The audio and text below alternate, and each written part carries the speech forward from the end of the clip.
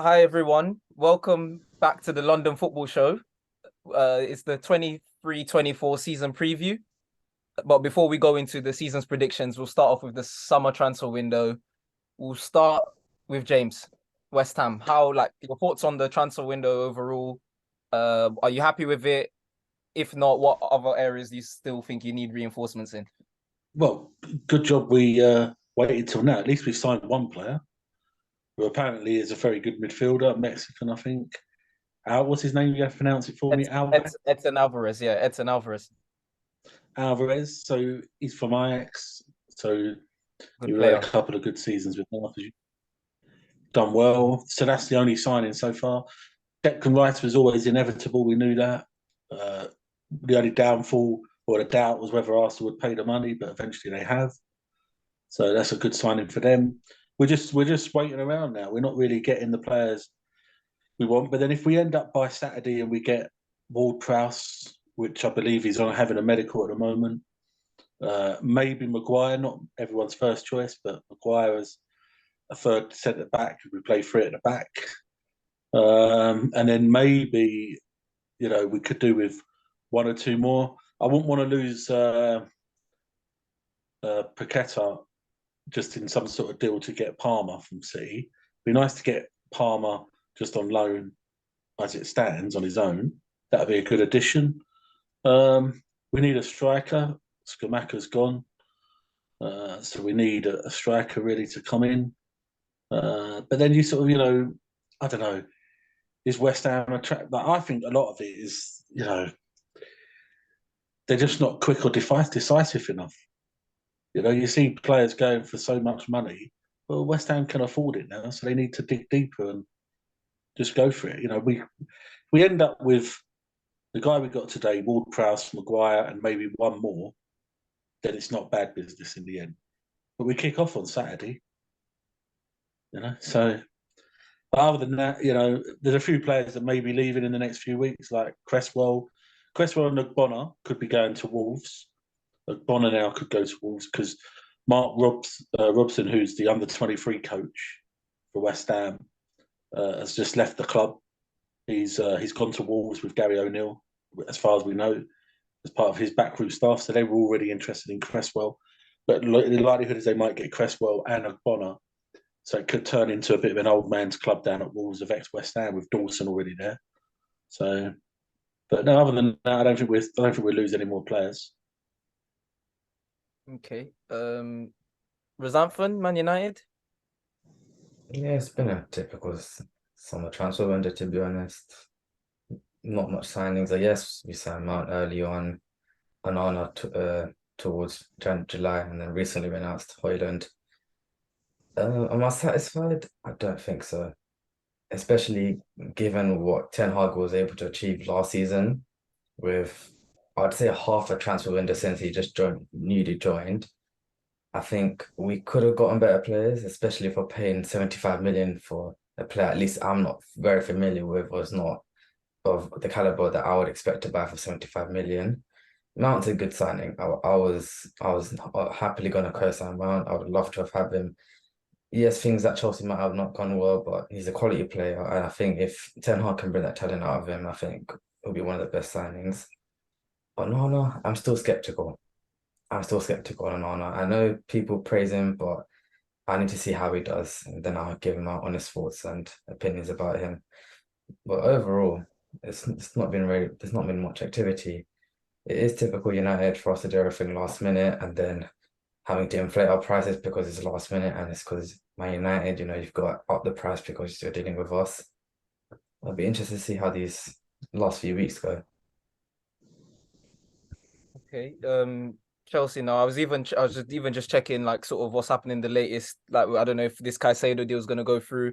I've just seen apparently we've met Tyler Adams' 20 million release clause from Leeds. I think he might be signed in time to play Liverpool on Sunday. So I thought up until yesterday, I thought it's Caicedo and Tyler Adams, but then apparently we go and make a 48 million bid for Lavia. So I'm just like I thought that was Liverpool signing. So I don't know what's happening sort of with the midfield, who is going to be. I know we need two midfield signings, but I probably Tyler Adams, and then the other one I don't really have a clue. It's going to be one of Caicedo or Lavia. I think I don't know sort of stalling or failing to agree a price with Brighton. But to be fair, Brighton, they doing what any club would do. The going rate is what West Ham paid. What Arsenal paid for Rice, because yeah, people might say English tax, but then Rice had 1 year left on his deal. Caicedo's got 3 years left on his deal. So Brighton, they're well within their rights to demand 100 million because Caicedo's got many years on his contract left. So I would like him. In terms of the signings we've already made, this was from last year, January, but he's come now. Christopher Nkunku, basically our best player, and he's injured for half the season now. So that's a blow. He got injured in the preseason friendly against Dortmund. So yeah, we probably need another attacker. I know we're linked with like Vlahovic. Apparently we made a bid for Elise, Michael Elise from Palace. So I know we definitely need one more attacker. And yeah, but overall our window is been decent. But I just would have liked the midfielder we're gonna buy, whoever it is, at least one of the new midfielders we need for the Liverpool game to play alongside Enzo. And then the other midfield signing can be sort of once the season started. But not a bad window from us. I can't complain, but we need to sign this midfielder ASAP. We can't go into the Liverpool game with just our current midfield. But going into the season's predictions now, we'll start off with the relegation zone, and then we'll do the top 6 and title winner. So we're gonna do it different this year. Instead of saying all 3 names, we're gonna say 18th place. We're all gonna go around, and then 19th and 20th instead of doing it all 3 at once. Okay. Let me just get my league table up so I don't want to miss someone out. Yeah, go on, keep going.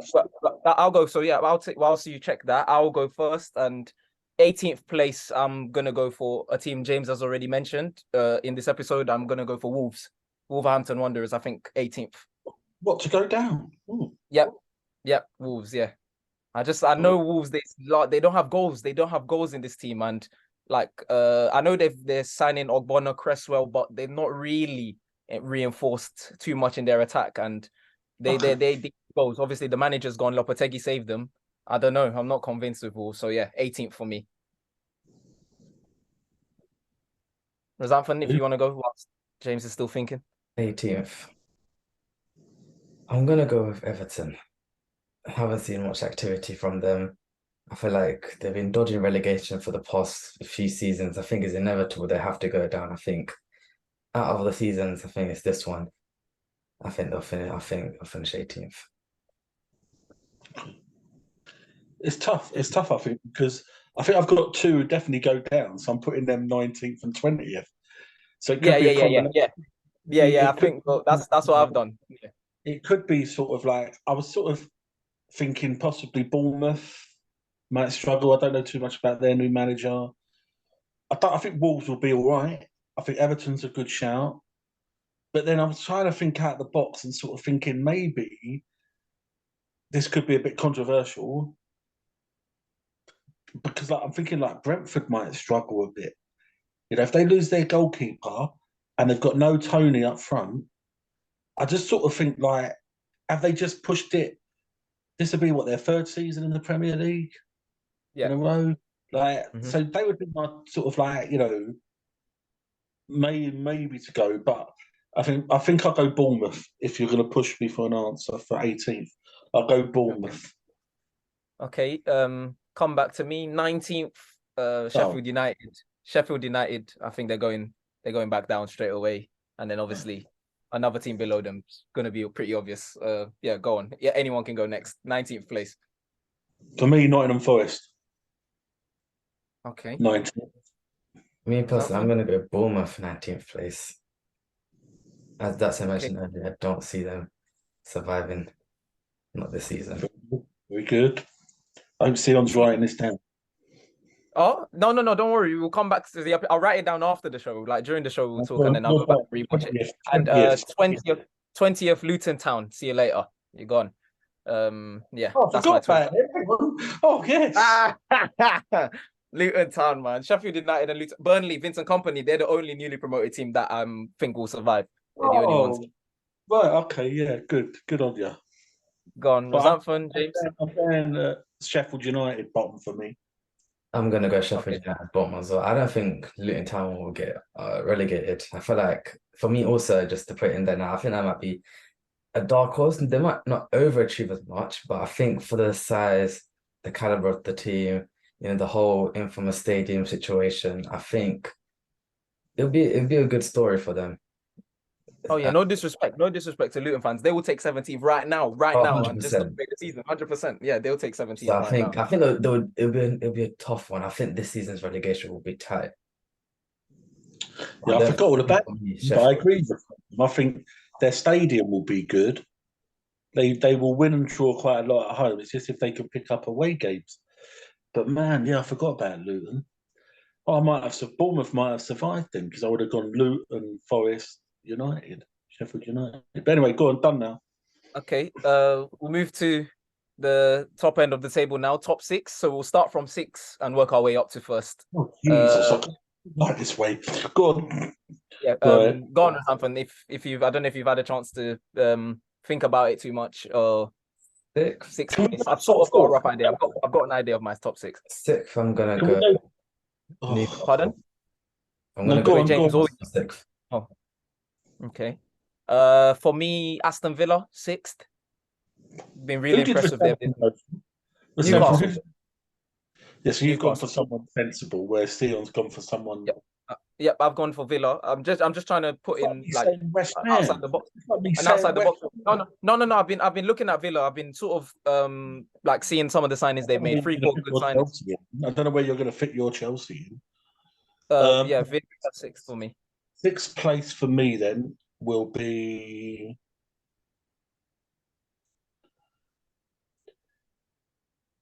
They've got Champions League football. That might be a problem. Sixth place for me could be. Hang on, let me just count a second. Mm-hmm. Tottenham. Okay, was that from fifth? Fifth place. It's a tough one. I just put Newcastle, but I might have to change that actually. I might put Newcastle fifth, and then for sixth I'll put Chelsea. I'll put Chelsea sixth. Okay, Chelsea fifth on my list. We're fifth. That's where we are. I just don't quite think we've to the level of the four teams ahead of us, and that Nkunku injury has really killed our attack because him and Jackson were really sort of forming a good like relationship in preseason, like good chemistry between them, and I just don't know how that's going to affect like not just obviously how good Nkunku is, but how that's going to affect the dynamic of our attack as a collective. So I'm still a bit unsure of whether we're like good enough to get top four. So I put us fifth. James? This is where I'm in a dilemma now because do I go with Chelsea as fifth because they haven't got European football, but whether the early doors of the League Cup might get in their way because they're in the League Cup drawing, Yeah, they got AFC Wimbledon, yeah. That's the first time for years. I think you've been in the second round, Sion. Yeah, that no 2015 when we came 10th. That was the last time. Either go Chelsea or I go Newcastle.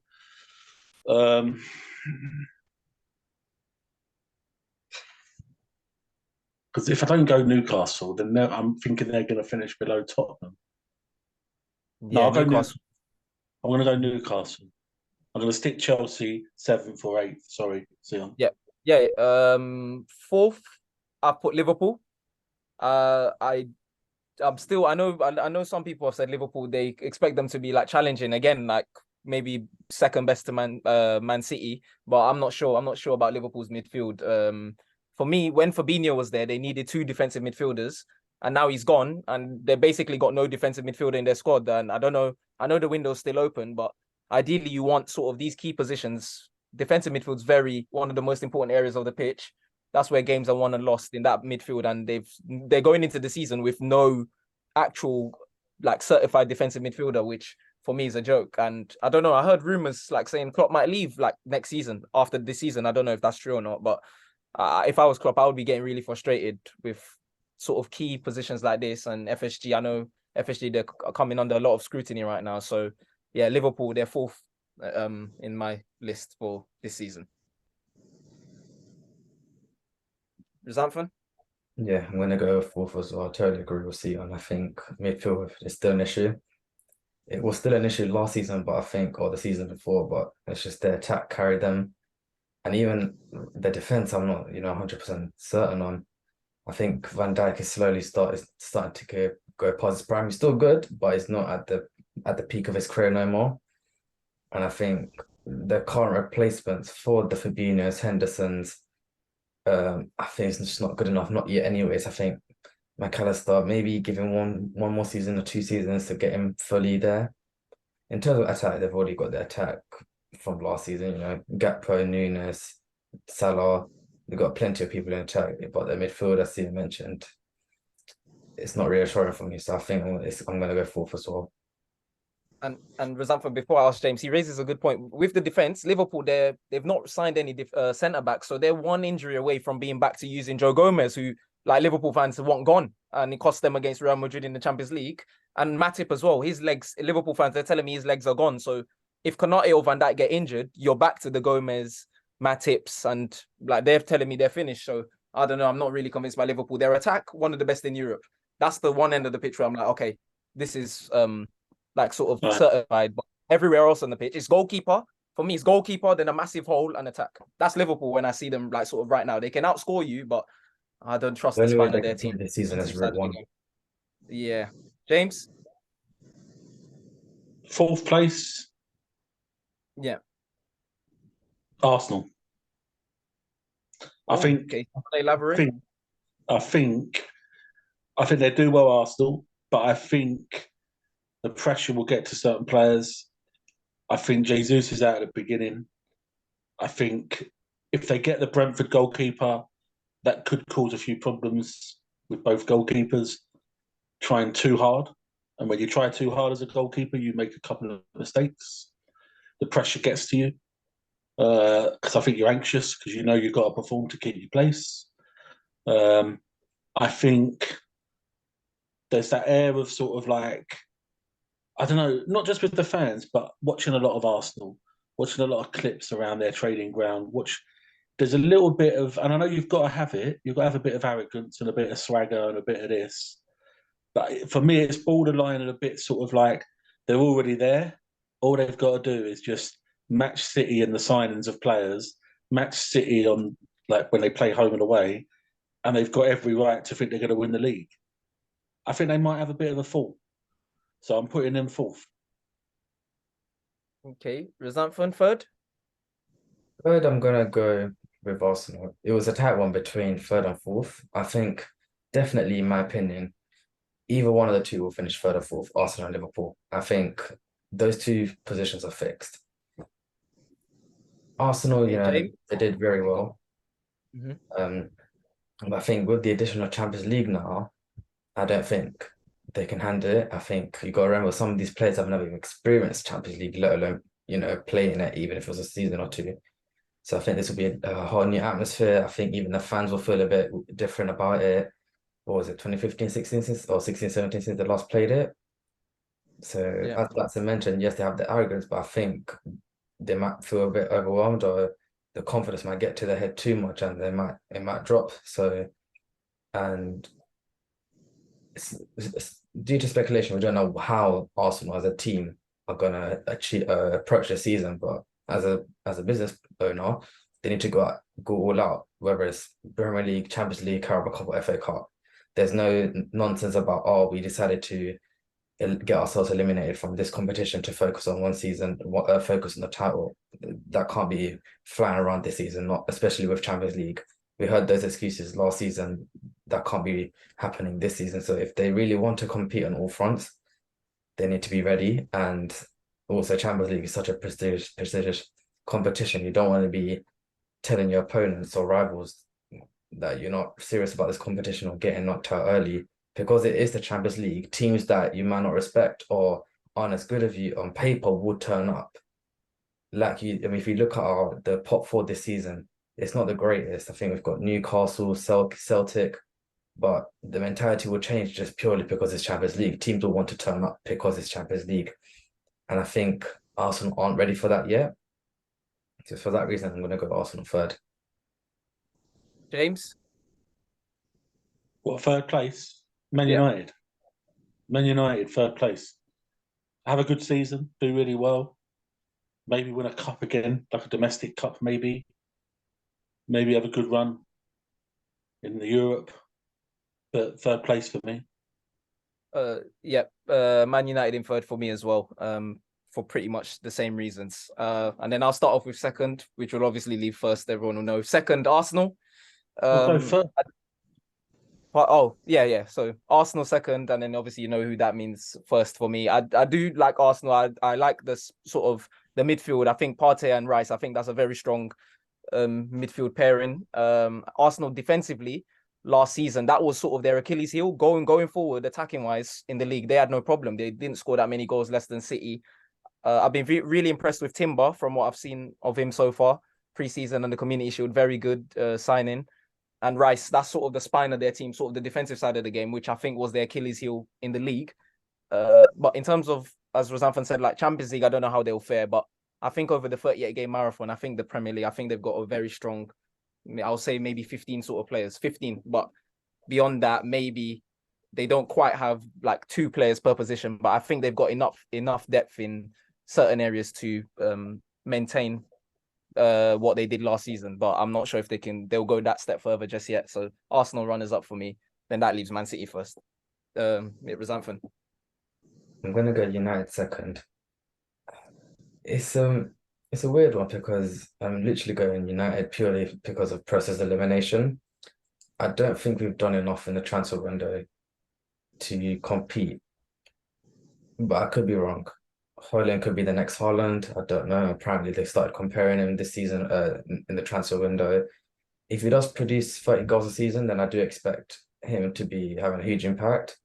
But again, this is all theory. I haven't seen much of the player. I can't really speak too much on him. One thing that us and Arsenal do need is a striker. I forgot to also mention Arsenal don't have a proven goal striker. That's another reason why I think they're not going to compete as much. Yes, last season they had all sort of players competing. You know, they had Martinelli scoring 15 goals, Odegaard scoring, I think it was 12 in the league, Saka scoring 12. But if you're relying on your midfielders to score, not your striker, anything can happen. You know, your midfielders can get injured. You might not have that support. So for United, I think we'll be second, but I don't think we'll do as well as we did last season in terms of the competitions. I think we will get knocked out early, at least in one of the domestics. Champions League, as much as I would love to see us go as far as we can, I don't think we're going right past the quarterfinals.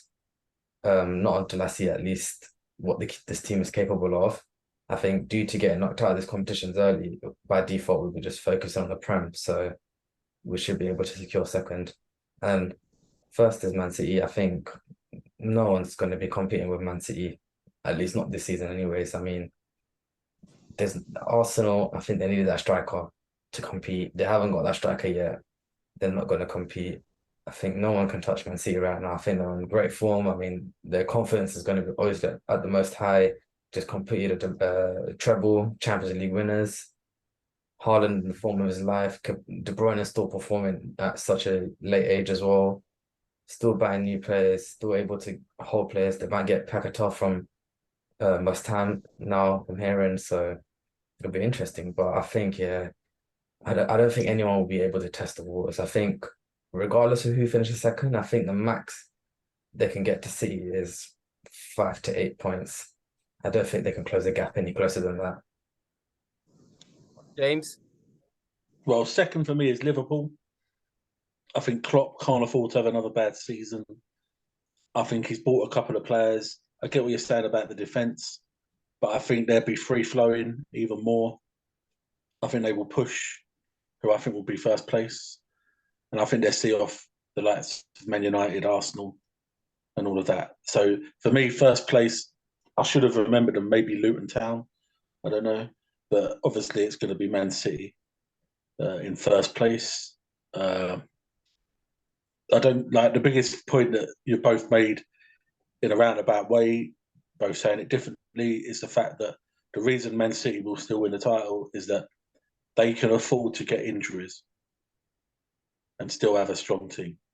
Whereas the likes of Man United, Arsenal, Liverpool, if they get any form of injuries long term, they can't fill that space like for a consistent period of time. Whereas Man City can. So I just think even though they've got rid of a few players, they're still strong enough, and I think they go on and I think they'll even dominate even more because they haven't got the pressure of the Champions League. They got pressure of being champions and retaining it, but you got to remember the last couple of seasons where they've won the Premier League, they've had to contain with the pressure of the Champions League, and Pep's never won it with City. City haven't, what I mean? That's gone now. So they can be even more sort of like calculated on their formations and who they start in the likes of the Champions League and FA Cup and that. So I just think it's only going to enhance their Premier League ability to win it. And how many times have they won it now in a row? Is it 2 or 3? 3.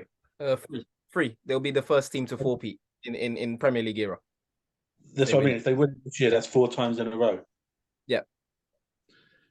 Right, there we go. Then that's predictions at the top. Then very good. Right now, some individual sort of predictions. Top scorer. I mean, surely everyone's gonna probably say the same name for this. It's not changing from last season. It's not. No one else. It's not actually going to be anyone. I mean, Kane's gone, so that just rules out the closest competitor. Well, if Kane goes, if Kane goes, that's it. But even if he stays, I still think that just because Haaland gets so many chances in that City team, it's not worth having like a discussion on who's going to be the top scorer. Yeah. So, player of the season. Player of the season.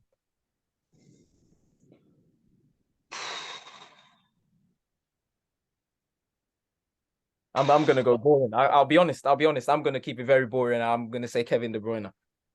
He's gonna be Kevin. Because guess what? You know what, De Bruyne? Yeah, go on. On his last season in the Premier League, De Bruyne, could be outstanding. You know what he does? De Bruyne, like he's not interested in October, November, December. Kevin De Bruyne, he barely plays February till the end of the season. That's what wins you player of the season. The 6-pointers in March, April that get you winners medals. That's what De Bruyne does every season. He's not before December. He's involved, but I'm saying that's when he puts up the like world-class performances, the Arsenal game at home, the 4-1 win, those sort of level performances. He saves those for the latter stages of the season. That's what gets him player of the season, because no one remembers at the end of the season what happened back in October. Like even with Rashford, for example, he scored 30 goals, right? But I know a lot of United fans that were like, oh, but he finished the season with 2 goals. What they didn't care about his goals back in December, January. They didn't care. That's why Kevin De Bruyne for me is going to win it, because he peaks at the right time in the latter stages when it matters most. So that's why I'm going to say him for player of the season. Rosanfin? Honestly, if Haaland hits 35 goals again or even more, if he hits 40, I think give it to him. You have to. Come on. It's ridiculous. To be doing it back-to-back seasons. Yes, he's got so many brilliant players. Yes, he's got De Bruyne, but we've seen such amazing players in amazing squads and not being able to do what Haaland did, especially when we had a lot of critics as well of Haaland from the season. People didn't think he was going to hit more than 20, and he went and almost doubled it. I think his goals per game in all competitions was 1.04 or something. It's just ridiculous. So James, yep, your player of the season for this upcoming season? I don't know. It's going to be a Man City player. Be interested to see if Greenish could continue the form he showed last season, because he had a bad first season, but he found his form last year. I'd like to see him play a bit more, rather than Erling Haaland. Yeah, of course he could get it if he scores a lot. De Bruyne, a good shout, but then you sort of think to yourself, who else is there when you look at the other teams? Can Declan Rice live up to his price tag and lead Arsenal to all sorts, which was quite interesting seeing their reaction to the Community Shield. But, he's the only real player from Arsenal. Liverpool, who could they have? McAllister, maybe? Could he have a really good season? Could Salah have another season? Man United again. Rashford, could have a really good season. Could a goalkeeper dominate? There's a couple of teams now playing with new goalkeepers. Could they have a shout? I just think it's difficult, but I think you're right. I think they should have a player of the season. It should be sort of a player of the season should be awarded 3 parts of the season. So the beginning, the middle, and the end. And the same player can win the same trophy, like the same player of the season, they could win all three. Or you might get three different players, or you might get one player wins it for the first two parts and a third. And then overall, you've got a vote, because then, like you're saying, Sion, then you've got three candidates for player of the season, and people can remember. When they put up, like, when, I don't know if it's the Premier League or whoever puts up, like, player of the season and young player of the season, and they put 6 or 7 people in the vote, it's a token gesture, some of them that get it. It's a token sort of like just filling the spaces. Whereas if you do a player of the season and a young player of the season 3 times a year in the season, they automatically get nominated. The winners go through to the end of nomination, and you can have a review of why they got it in that first part. And it reminds yourself that, oh yeah, they scored 10 goals in 5 games. No one, like you said, no one's going to remember that in like April, May.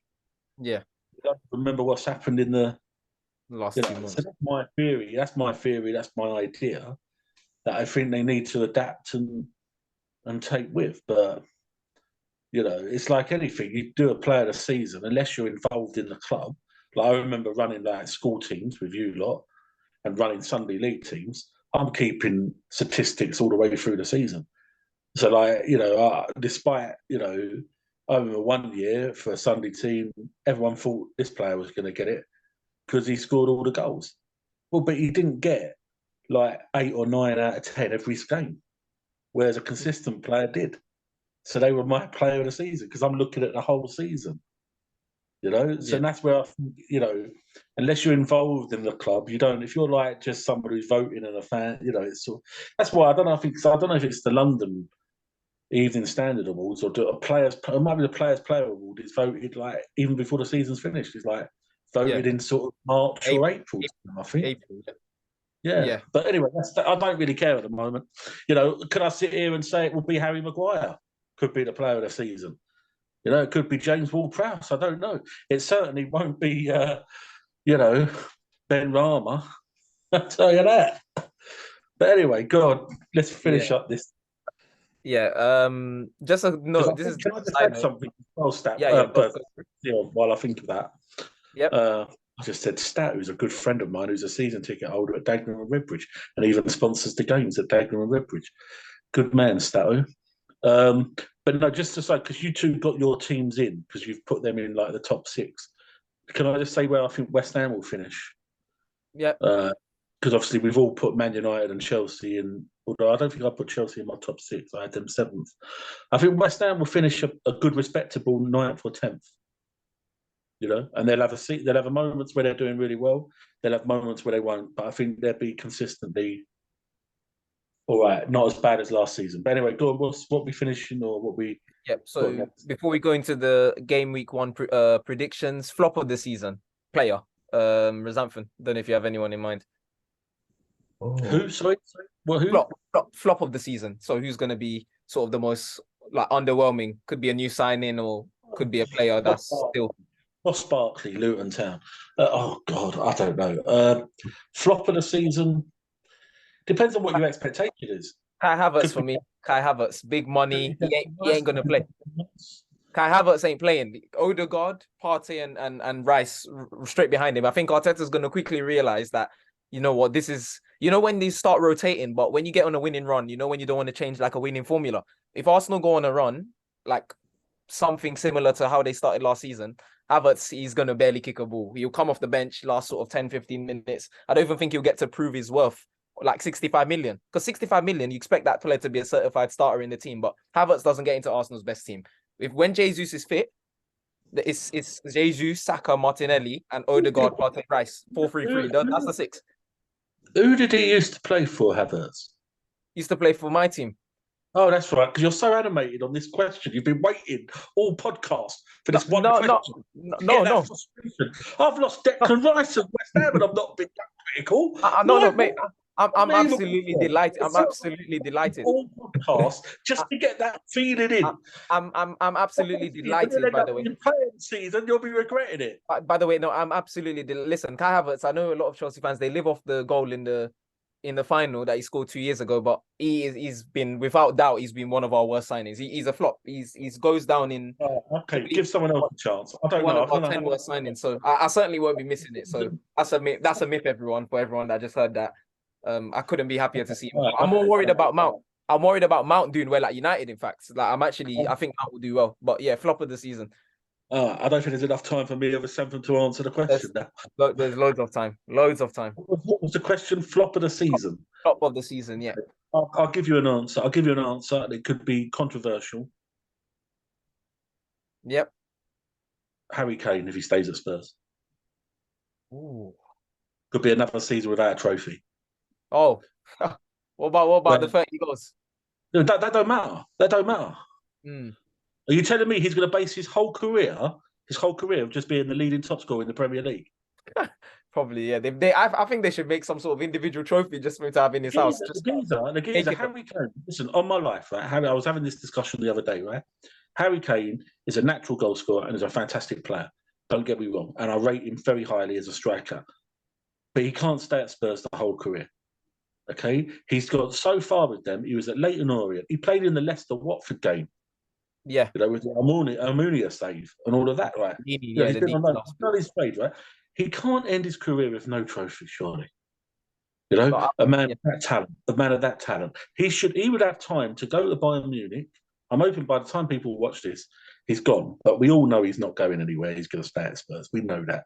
Loads of really positive reasons, but he needs to sign a contract if he's got any sense to keep the fans on side. Because if he walks away at the end of next year for nothing, that's criminal, and goes to like Man United or somewhere like that, that's even worse for Tottenham fans. But he should go to Bayern Munich, play there for 2 seasons, win 2 league titles, get to maybe another Champions League final, come back and play for Tottenham again, play for West Ham, play for Fulham, play for whoever, and still score goals in the Premier League. Yeah. But if he stays at Tottenham now, so that for me, if he stays at Tottenham, that's the flop of the season. Because I don't see Tottenham winning anything. Okay, fair. I mean, yeah, but Kane, I'm sorry, but as good as he is, I'm taking right now, as of this date, Jamie Vardy's legacy is clear. FA Cup and the Premier League, I'm taking that career all day long. But yeah, does he hold the record as well, Vardy, for the most goals consistently? Is it 12 or 13 Premier League games? Yeah. 12, is it 12 games in a row? 12 games in a row because he beat Van Nistelrooy's 11. Yeah. Was it the United game? He broke it, innit? Yeah, United game broke it. Pardon? And he's won an FA Cup and a league and a Premier League title. Yeah. And he's been capped by England. Yeah. So like, and he was playing non-league football up until the age of what, 20, 21, 22? Yeah, and he's got over 100 Prem goals. He's like, he's in that 100 club and everything. So I'm taking that, to be honest. Unless Kane goes, as you said, and goes and wins trophies. Okay, so we won't go back to your flop of the season, though, because we'll be here all night. It's Rezampton. He hasn't answered it. He's got Rezampton. Yeah. Rezampton. No, I just didn't want you to go back to what was his name? I said Rezampton already. I've already said go on, name yours. I'll be honest, I can't think of a flop of the season, but just to quickly add on to what Mr. Datsa said, I think you're talking in achievements for individuals. I think if Kane doesn't leave, it has to be an ego thing. I can't think of any other reason why he doesn't want to leave Spurs. It must be like, I don't know if it's just this loyalty, but it's getting to the point where it's not toxic. It's all right for a fan in a club to be through life, but for Kane as a player, he doesn't need to spend his life at Spurs. He can go off somewhere. Yes, there might be some trolls say that Bundesliga doesn't count, but at the end of the day, a trophy's a trophy. And I mean, with Spurs, he's got no European football. So what exactly is he going to achieve in the league? I mean, I haven't said it, but Tottenham are finishing nowhere near top 8. They'll be lucky to get 8 next season. So for me, I think it is a good shot in terms of flops. I mean, it's not good just to score 28 goals and win nothing. I mean, even if you talk about Kane on an international level, when we compare to Vardy, Vardy was never there in the Euros final. He was never there in the 2018 World Cup. He might have been there, but he was never on the pitch when they failed to win it. You've seen so many greats that have done it on the international level, but not maybe on the domestic side. But with Kane, he's not done it on either. Yeah, England haven't been great for God knows how many years, but it's just he's got nothing to show for it, just goals. And he's a great striker. Let's not deny it. I think one of the best, if not the best, in terms of Premier League strikers. He's up there. Like no one can deny that. He's a world-class player. I'll take him any day of the week, any day. But again, he's just hurting himself. I don't know if he loves the pain and he's just thriving off it, but he needs to leave if that's what he knows is best for him. Right. Going into game week one's predictions now. Score predictions for the games. Starting off with Bournemouth West Ham. James, Saturday 3 p.m. Well, West Ham need something from this game because their next game is their first home game against Chelsea the following weekend. So we need something. Do I be, on the fence and take a draw, or do I think no? Let's go for the win. Let's go West Ham win 3-1. We had a good result there last season, so let's go 3-1. Rosanfin. I'm gonna go 2-0 West Ham. I think Bournemouth, like I said, I don't see anything going for them this season. 2-1 West Ham. That does very rarely happens. Right. Chelsea Liverpool Sunday. 4:30 kickoff. 1-1. 1-1. My score prediction. Yeah, anyone can go next. 2-2. I was going for a draw, but as you went 1-1, I'll go 2-2. Rosanfin. I think it's going to be a draw as well. I think it's going to be a thriller. I'm going to go 2-2 as well. I think there'll be definitely goals and action in that game. And sticking with you, Rosanfin, Monday Night Football, Man United Wolves at Old Trafford. 4-0. I know Wolves is our bogey team, but all the players of the past are gone. Jimenez, Moutinho, all these players that we used to crumble under are gone. Some of us are predicting Wolves to go down. Expect nothing less. Old Trafford under the lights, 4-0. Expect us to get off to a winning start. 3-0. 3-0 Man United. James. I'm going to go for a Man United win, but not as comfortable. Maybe 2-0. Okay. And just before we wrap up, I will tell the viewers. It's too dark in this room I'm in.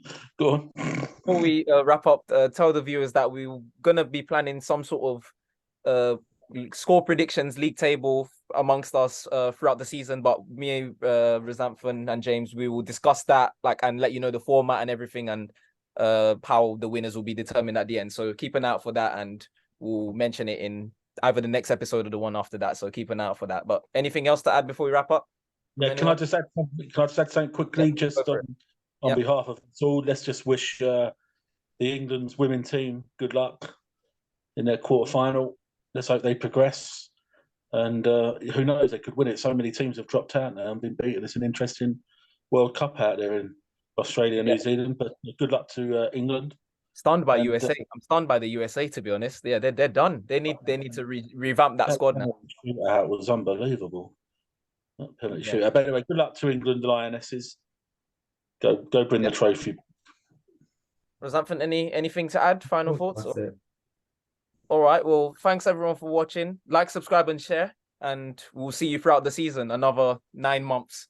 So yeah, take care.